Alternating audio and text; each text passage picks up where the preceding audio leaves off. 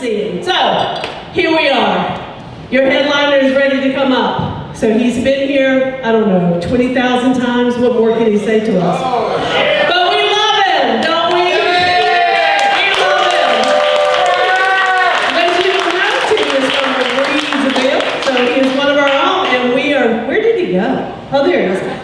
So dark.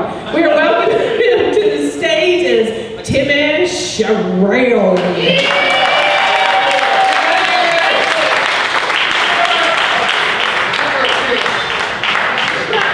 Well, we can't kiss now. Jamie has ruined every family reunion. I can't kiss my sister no more. No. Brad has guns. A lot of them. Hey, give it up for Jamie and Reed.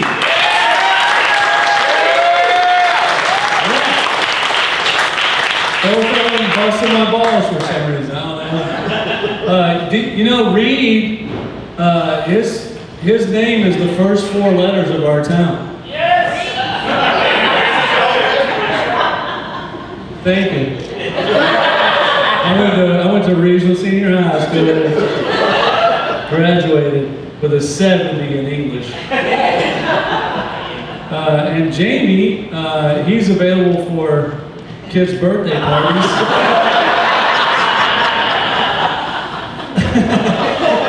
The only problem is that they're taller than he is. Like, what's up with this cord? No, this is like...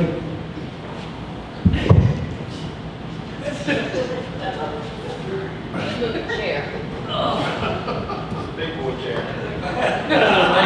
That was a funny joke, dude. Big boy chair, that was funny. That was actually the best joke.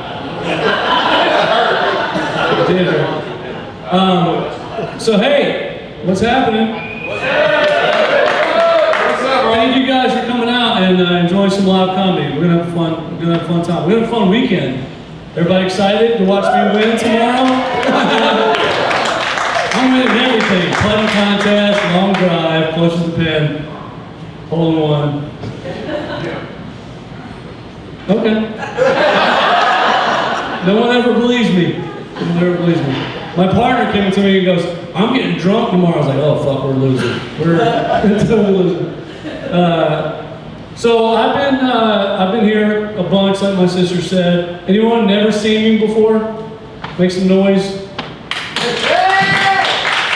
So the rest of you, this show's for you. This show is for you. So my wife and I have been married for 27 years. Who was married 27 years over here? Over here? Me and Dixon.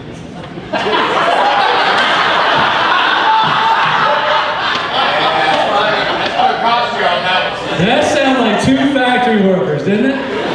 3rd shift, me and Dixon. But don't tell nobody, it's a secret. Is Dixon a girl?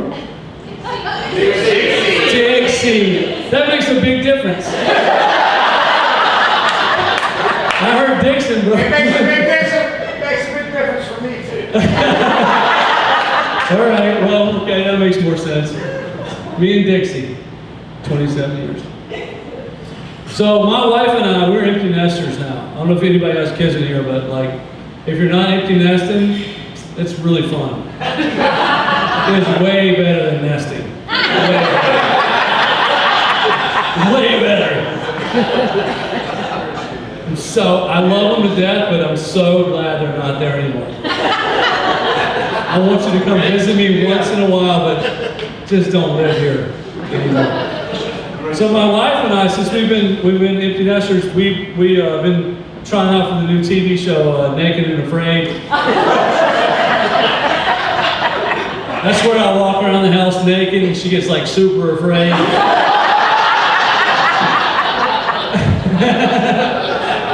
She's gonna have to like, you know, perform.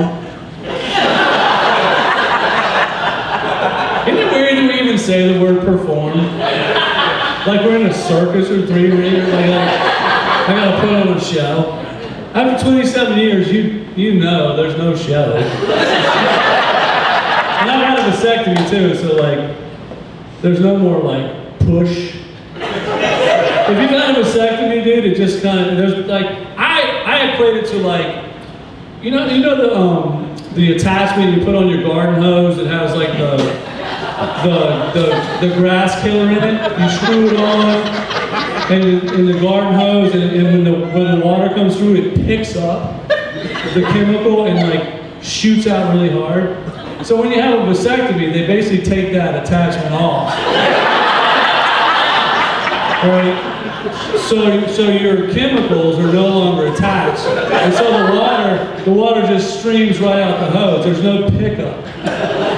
So when I ejaculate, there's no like that feeling of pick up and push. It's just gone. Like sometimes nothing even comes out. I mean, literally nothing comes out. We spend more time looking for it than we do actually performing.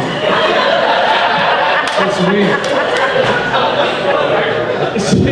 That's what it feels like. If you haven't had a vasectomy, get one and just fuck it.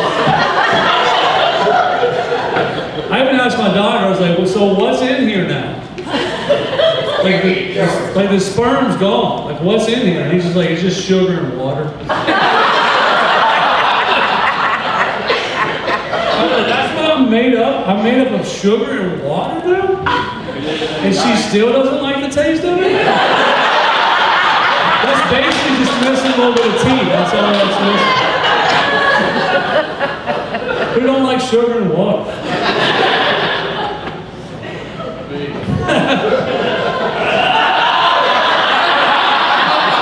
Is your name Dixon?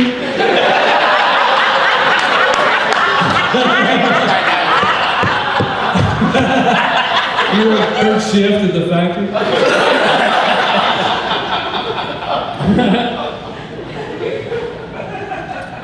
My wife and I, we are having a great time. Super great. Like she gets to go on girls' weekends now. She went on one a few weeks ago to Myrtle Beach. Like she still vacations at Myrtle Beach. Like, that's how redneck we are. Yeah, she went on a girls' weekend. It was cool, and I was like so happy for her to go. You know, like I don't mind being by myself. I've learned that years ago. I like being alone. I like her paycheck. So she has to stay there at least 32 hours a week. That's full time, if anyone does math. So she's a full-time employee at the house. 32 hours a week. But she wanted to go on a girls' weekend. And here's the thing though, like I got the biggest ass chewing that day. She was going to go to Myrtle Beach from Thursday to Sunday, right? Girls' weekend. I'm happy for her to go. You know, we have the money for her to do it. She gets off a half day on Thursday. Like she works till noon. I go pick her up. We have a few hours to kill before she has to leave. I drop her off at her friend's house to go to Myrtle Beach. And so, like, she got we were having a great day, by the way. We were having a great fucking day. Like, we went to the mall. She got a new bathing suit. I was like, hey, this cover up looks beautiful. Get this too. She's like, are you sure? Do we have the money for that? I said, yeah, just get the cover up, honey. You deserve it. You work hard. Get the cover up. So she gets the cover up, right? And then we have like an hour to kill. I don't even ask for like going away sex. Like that's how good of a day it was. Like, it was fucking, no pressure on her. I didn't have to perform. It was great. And then so she's getting ready, and I was like, I'm just gonna pack the car for her. And I take all of her bags to the car. I pack her cooler for her. You hear like a lot of eyes going on right now? Like I'm doing all the shit, right? But a little backstory on my wife. So I'm putting the cooler in the car, right? And we had an argument over how I packed the cooler. Like, that's how small of an argument this was. How I packed the cooler. I'm putting the cooler in the car, little backstory of my wife. She comes out, she goes, "Did you use all the fucking ice?"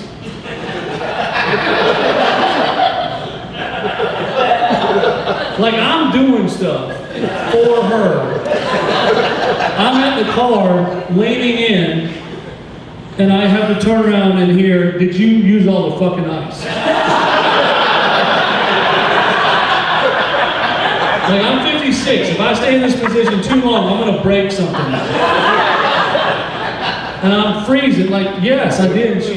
Little backstory of my wife. She uses these fucking Yeti water bottle things, and she thinks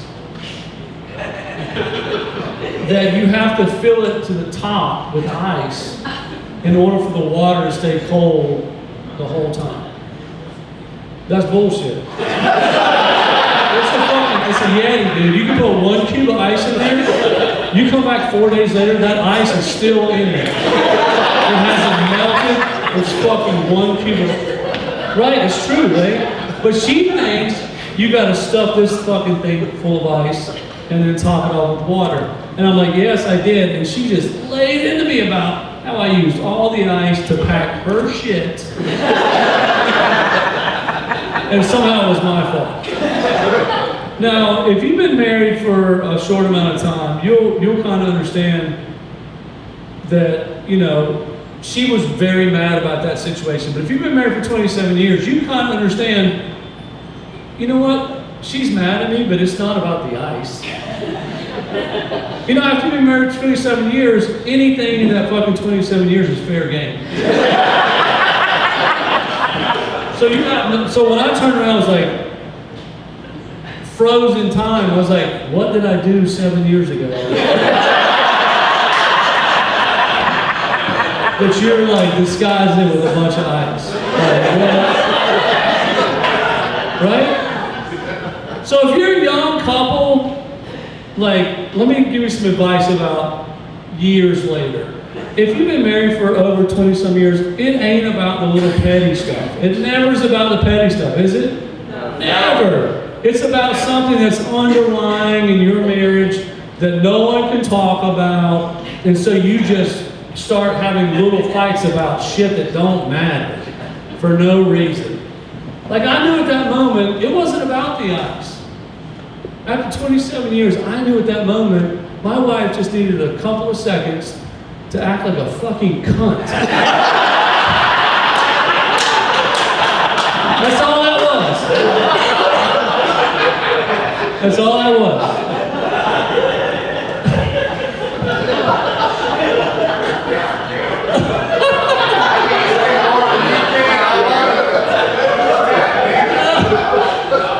At 11. Oh. Okay. Here's some dude just got in trouble. We had to fucking leave. Sorry, guys. Sorry, guys. We're sorry.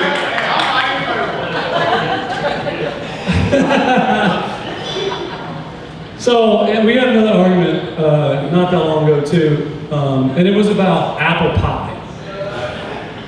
So I cook for my wife. All right, I'm the cook.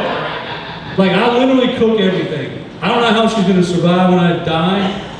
If you guys could like stop by my house and make sure she's eating, that'd be cool. But she can't make anything more than a sandwich. So I do all the cooking, and then one night I cooked, and afterwards we finished eating at the table, and I reached in the oven, and I pulled out a cast iron skillet with a homemade apple pie, and I put it on the table. And she's like, "What the fuck is that?" I was like, "It's a homemade apple pie. I made it today." And she goes, "You know how to fucking bake?" I said, "I know. I Googled it today while you were at work. How to make a homemade cast iron apple pie." And she's like, "You literally Googled how to make a homemade cast iron apple pie?" I said, "Well, yes." And she said, "Where'd you get the pie crust? We don't have pie crust." I said, "I know, I Googled that too, how to make homemade apple pie crust." It's just like you intentionally went to the computer and Googled how to make skillet apple pie and homemade pie crust. It's like, no, dumbass. That would be ridiculous. What happened was, you left for work and I started watching porn.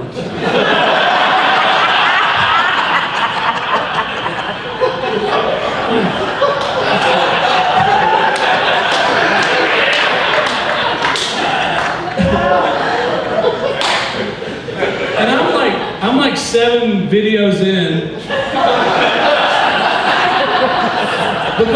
Not because I'm just perverted, but I've got to have just enough backstory to know how you guys met.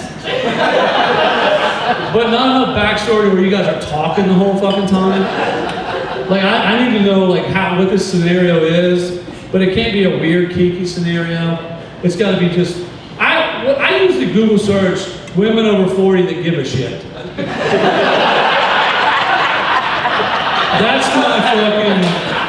That's my go-to porn. You know what I mean?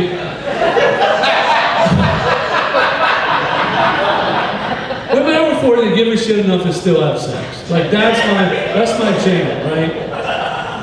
But so I can't have enough. I don't want a bunch of backstory, but I don't want some unbelievable backstory that I can't believe. It's got to be realistic, but not fucking sideways twisted. So I'm 7, 8 videos in, right?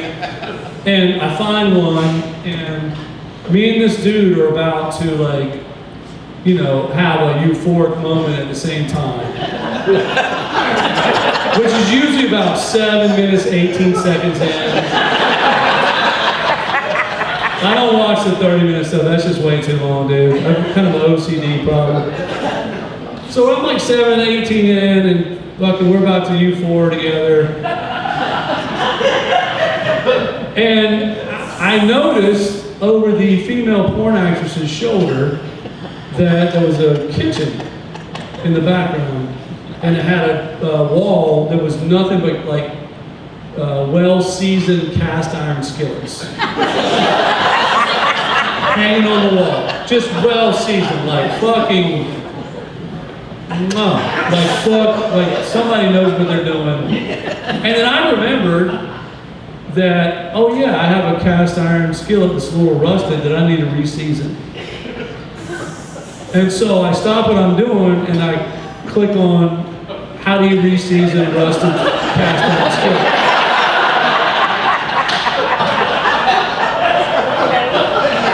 And yeah, I'm doing this naked, but it's not a big thing.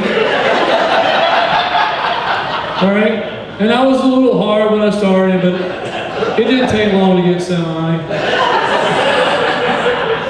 And I'm searching through, you know, how to re-season. And I don't want to do it like the newfound way. I want to go like full-on cowboy.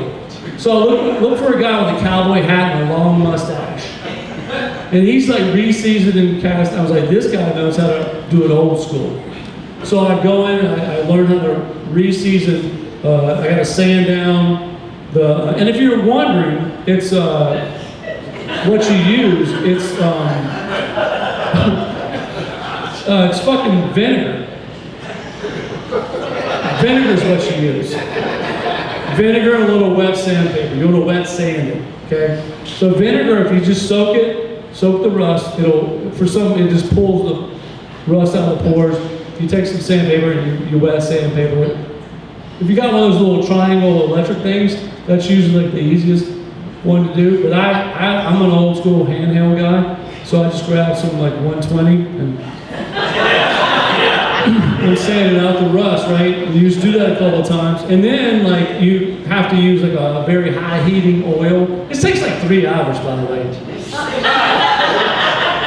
So I get some oil that's high. I like to use olive oil from the old country, Italy.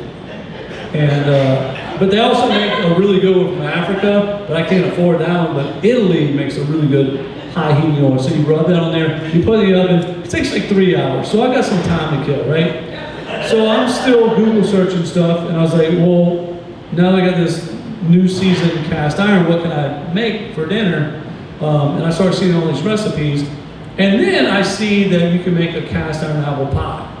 And I was like, oh shit, I've got some old apples that need to be like cooked up. And I usually do those with like brown sugar and a little bit of butter. And I reduce them down. I like to put like salt on them. I do kosher salt because that's like the better salt. So you don't have to use so much, but it's like a coarse, very coarse kosher. And so I put that in there. And then I was like, well, I usually do apples like that. So if I just add a little bit of cinnamon, I've got some apple pie filling. But I don't have any, you know, I don't have any crust. I was like, well, I gotta look up how to make apple pie crust. So I looked that up, and that's very simple, dude. It's literally like some all-purpose flour, a little bit of butter, some salt. Here again, I like to use the coarse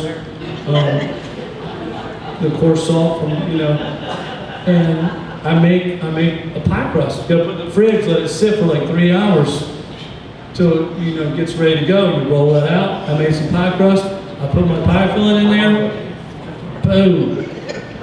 Homemade apple pie. Amazing. I put it in the oven. Surprise her when she gets home after dinner. Here's your apple pie. Only thing she heard the entire time when I was telling her how I made apple pie was I was watching porn. That's all else she heard. And I was like, but I didn't finish. I never finished. Fucking pat me on the back, for fuck's sake. Like, if you don't come, it don't count. For fuck, I mean, literally. Yeah. It's like living in Reidsville. If you don't come, it don't count.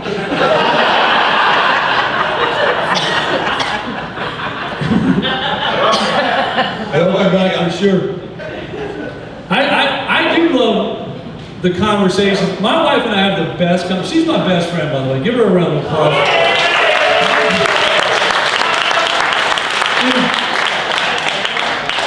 She doesn't know we're going to win tomorrow, but we're going to totally fine. My wife and I are best friends. If you're not your best friend with your wife, I don't know what the fuck you're doing. Because they're the best fucking people. Literally. We talk about the craziest shit now, like honest conversations, not like, you know, whatever we talked about years ago. But it's just honest conversations. I just learned from her not that long ago that most women do not like dicks. I know. They're not fans. Your dick is ugly to women. They don't, I know, I was like, I know everybody in here that's a dude is probably, that's in their top 5 on their body, for fuck's sake. Women don't like dicks. They don't like the way they look. They're like an ugly baby. They just like it because it's theirs. I had no idea, I was like, well, you like mine though, right? And she goes, yeah.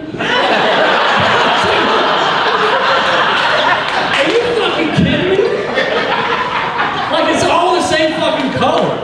I mean, that's a plus right there. I saw a guy's pecker one time that was the same color as Neapolitan ice cream.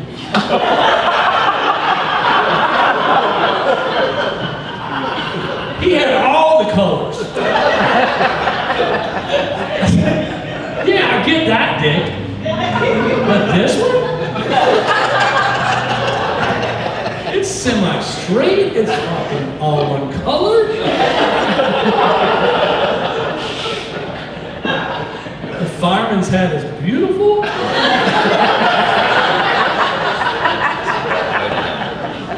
It's bubbless. Which is hard to do when you grew up in the 80s. Because we didn't wear condoms in the 80s. Everyone has AIDS because of us. You're welcome.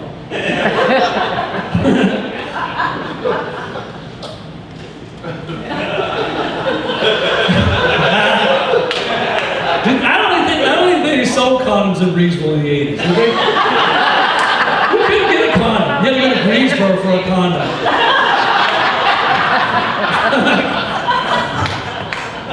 How do we not get each other pregnant? How?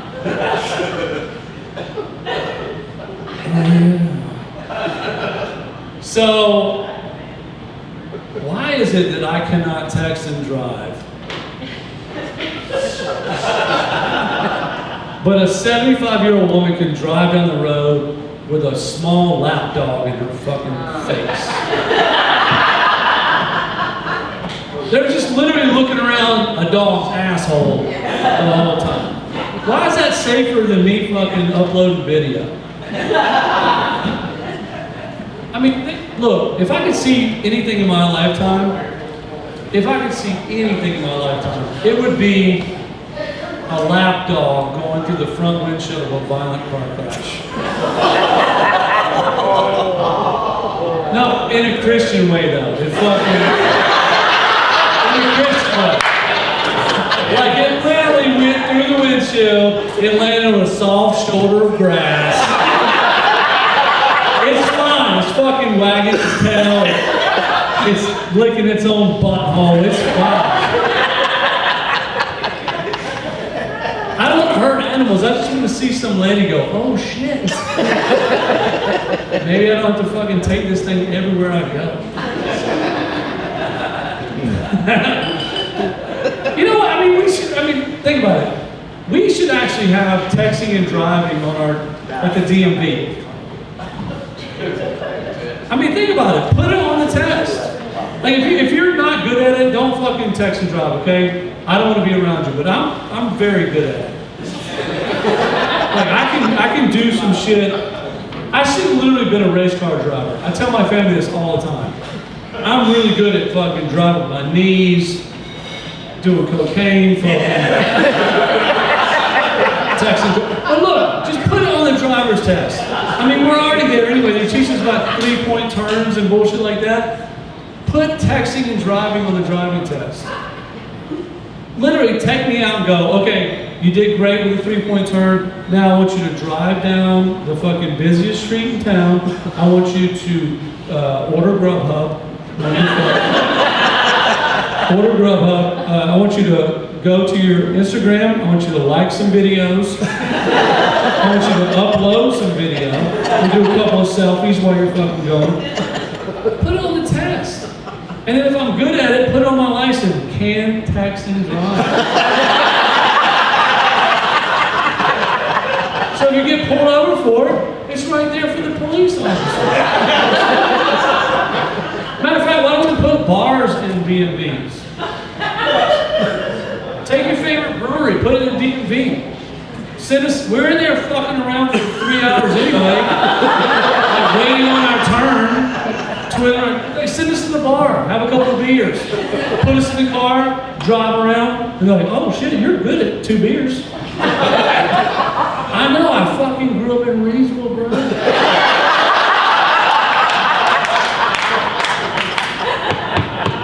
Take us back to the bar. We just keep going back. 2 more beers. Go out with 4. Oh, you're good at 4. 2 more beers.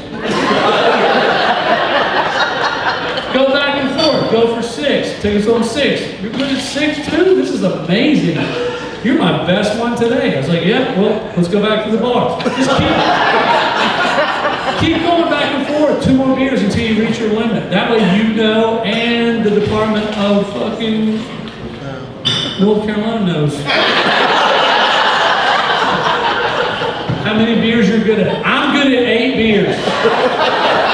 8 beers in a shot, that's my jam, bro. Alright? 1 more than that, we're getting risky, but fucking, I can still get you where you gotta go, but it's risky, but 8 beers in a shot, that's my jam. I go, and then that way we can just fucking put it on our license. Put it on the license. And then the police officers, I don't know if they're in here or not, but they will appreciate the fact that you're not playing that 2-beer game anymore. How many beers you had? 2 beers. Who fucking has it?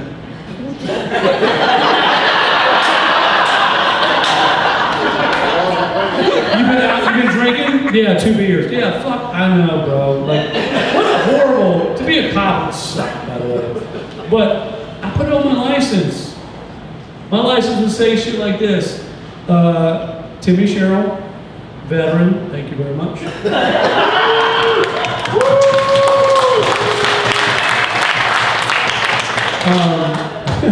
Organ donor, thank you very much. Except for the liver. Not taking the liver.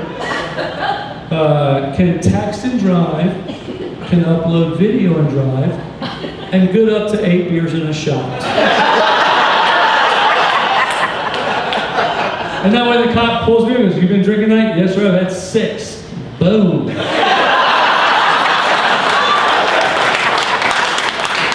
And he's like, "Get home safely, Mr. Sherrill." I was like, "I will, but I'm going to the country club where I got more people." In a few hours.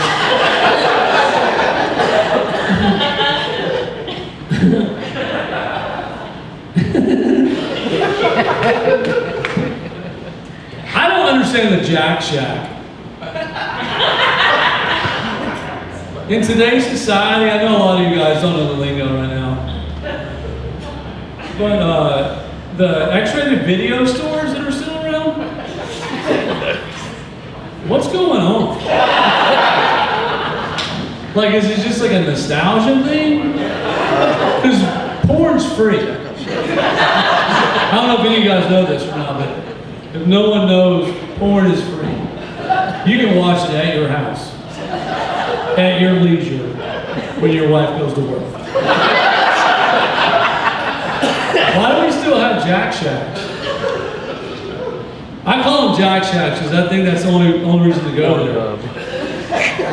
Because how lonely would it be if you just went there by yourself? Like you literally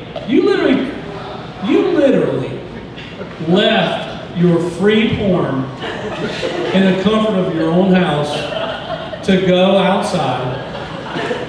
You made a decision. Go to your car, start the car, leave your driveway, go across town to a X-rated video store where you have to go and sign in because they don't have the POS system. It's still a sign in. You got to give the dude some dollars so he can give you a roll of quarters, which is very sad right there. Like you should have left as soon as somebody handed you quarters. You should feel shitty about yourself. You go into a room, which is like a little box that has a little video player that's like, smells like semen and old dirty mop water. To put quarters into a screen that only lasts for 45 seconds. And then you decide, this is where I'm gonna do it. I was at home in my clean, non-biohazard environment with a lot of places that I could just be safe. But I'm here in this booth watching a video screen and I just do it here. And I don't feel bad about myself. I don't feel sad for some reason. Like you're just someone who doesn't feel sadness in the most saddest environment ever. And then you finish, and now there's a cleanup problem, which wouldn't have been at your house, because there's towels everywhere. But you're just here in this Jack Shack.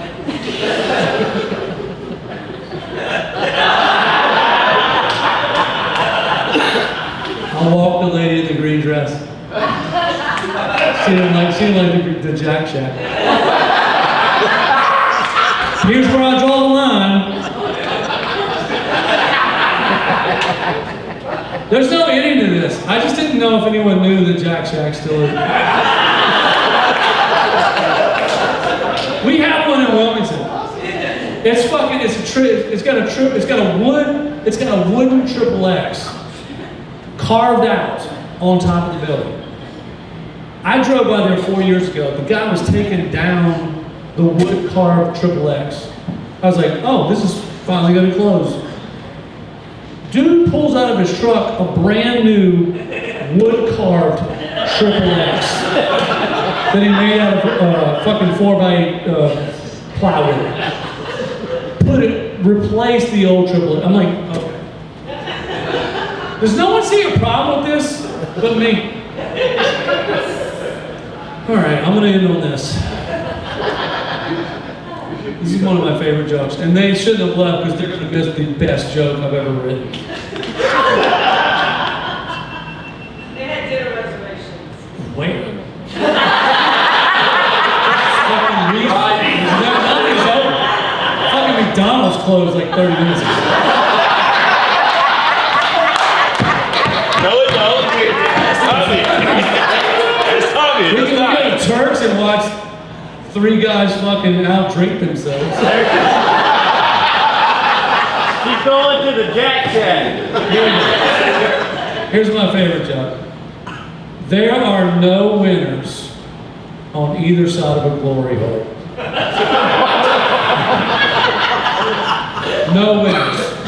No one. No one's ever fucking been proud of themselves at a glory hole. No one's ever looked down and like, oh shit, I've got my shit together. Liking kids are fucking healthy. Good job, 401k. I got my dick in a wall. What could possibly be better? No one. How sad is that? That's sadder than Jack Shack. Here's the thing about the glory hole that doesn't make any sense to me. I've been in construction for a long time. All right? It looks like he's standing in the glory. A long time. A glory hole doesn't make any constructional sense whatsoever. To pass code in North Carolina, a wall's got to be built out of at least a 2x4. All right? Now, it's not a true 2x4 anymore. It's fucking 3.5 inches. Whatever. But let's start off. You got 3.5 inches of frame. All right? You can't just leave it like that to pass code. You got to put sheetrock on both sides of it. The thinnest sheetrock to pass code in North Carolina is a 1/2 inch. 1/2 inch on both sides. You got 3.5 inches of wall. You got another fucking inch of sheetrock. That's 4.5 inches of wall. But you can't just leave dry sheetrock. You got to finish it off. It won't pass code until the fire can't go through it. So you got to put 3 coats of mud and some tape on there. All right, that's 1/8 of an inch, even with the best Mexican finisher. That's 1/8 of an inch on both sides. So we got 4.5 inches of wall, and we've got a 1/4 inch. So now we're at 4 3/4 inch of wall. Now, any sane man that's in construction is not going to leave that sheetrock unpainted. Okay? You want to take pride in your work? Paint your shit. You don't have to pass code with paint, but you have to prime it at least. But I'm going to tell you what, you got to paint it and prime it. 1 coat of primer, 2 coats of paint. They try to sell us this bullshit about 1 coat. Nope. I've been painting for 25 years. You want a solid coat? Coat of primer, 2 coats of paint. All right, that's another 1/8 of an inch on both walls. So we're at 4 3/4, 1/8 of an inch. That's another 1/4. 5 inches of wall. A painted, finished wall in the state of North Carolina, 5 inches. Now, the average guy's pecker.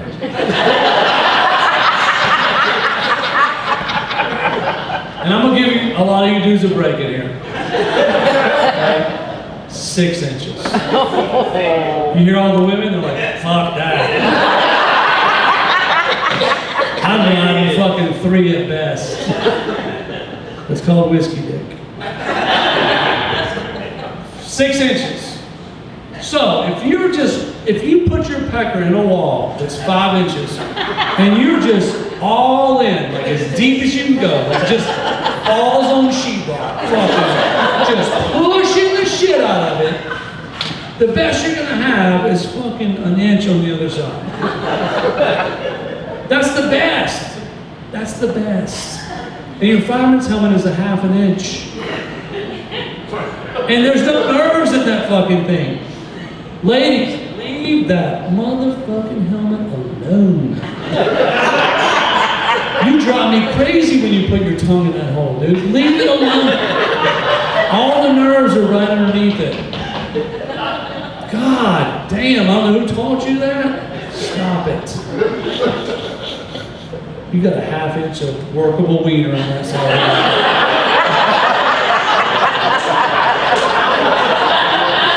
1/2 inch. And what wonderful woman in here gives a shit about 1/2 inch of power.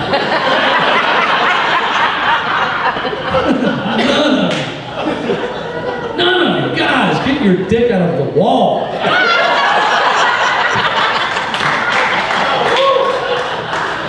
Go home and put it between 2 pillows like a Christian. Thank you guys.